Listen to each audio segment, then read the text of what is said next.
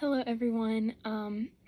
We are back for another discussion board this week, and we are diving into neuroscience and how we can use that in our counseling techniques and why it's important to have a grasp on that with our clients.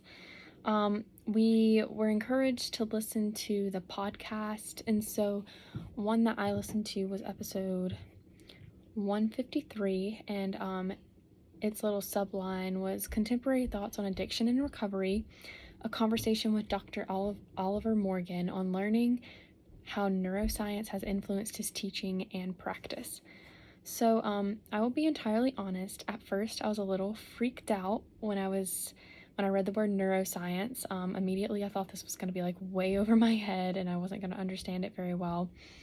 But as I began to listen to this podcast, I was absolutely I couldn't not listen and just be enthralled with what was being communicated. I think I said this before in our intro discussion board, but I really want to work with children and teens who are in foster care, and a lot of these kids have such high levels of trauma, and a lot of the counseling that these kids go through is to break down trauma and really understand the roots of trauma and how to best treat those. So I was really excited when I got into this podcast and Dr. Oliver was talking about how neuroscience had kind of really helped him shape his perspective in terms of counseling. And he started talking about trauma, and he started talking about how in order for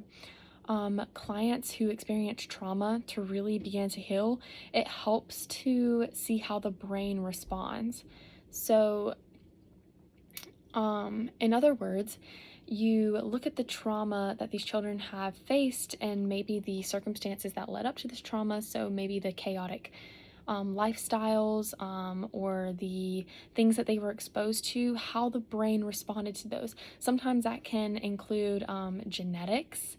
That may run in the family if there's, histories of things that would be related to how the mind would respond in certain instances. I know we were supposed to pick like one little tidbit of what we thought would be like applicable to the overall wellness of the client. I actually picked two. It was really, really hard to just pick one because there were so many really meaty points in this podcast. So the first one that I picked was understanding trauma is understanding neuroscience, and this leads to understanding the root causes of trauma. So basically, in order for a counselor to be able to look at someone's trauma and be able to pick it apart and dissect it and come to grips with what the cause was, they have to also understand neuroscience and how that relates to trauma. And then those two in conjunction helps lead you to the root cause and therefore be able to treat it.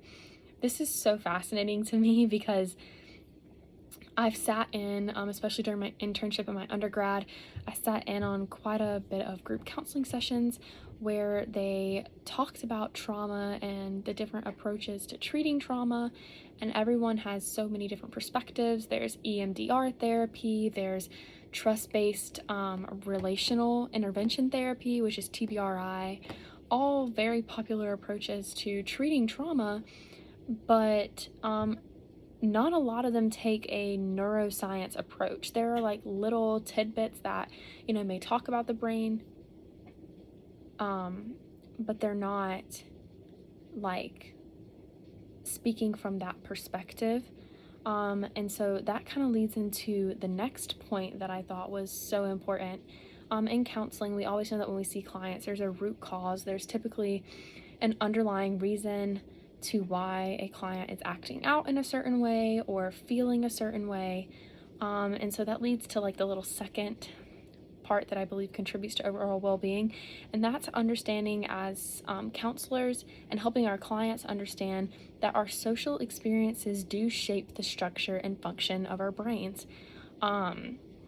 Another really important thing that was said in the podcast is that even when you're in the womb, your social environments are already beginning to impact the overall development and function of your brain. That's absolutely crazy, but it's true. Our environments are impacting the way that we think, the way that our brain develops, and even responds to different environments and situations. So everything kind of ties together. So you can't really have one without the other.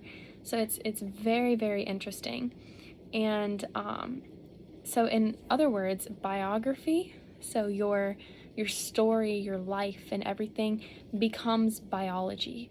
So it's very interesting. That was one of the analogies that was used in the podcast, is that our social experiences and everything that makes us up, it affects how we think and how we function. So being able to understand neuroscience and understand how parts of the brain respond when trauma occurs, or when stressors in our environment occur, really helps us to be able to dissect the root causes of different issues. This, in the long run, understanding neuroscience helps free us as counselors. It gives us perspective. It gives us perspective just beyond the emotional and mental aspect, but it gives us an outlet as far as science is concerned. We can understand how our bodies respond, especially our brain responds to different traumatic experiences.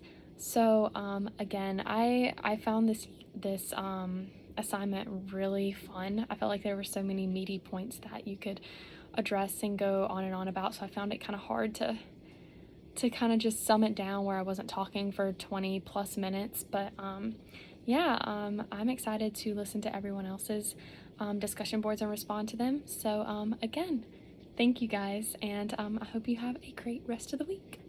Bye.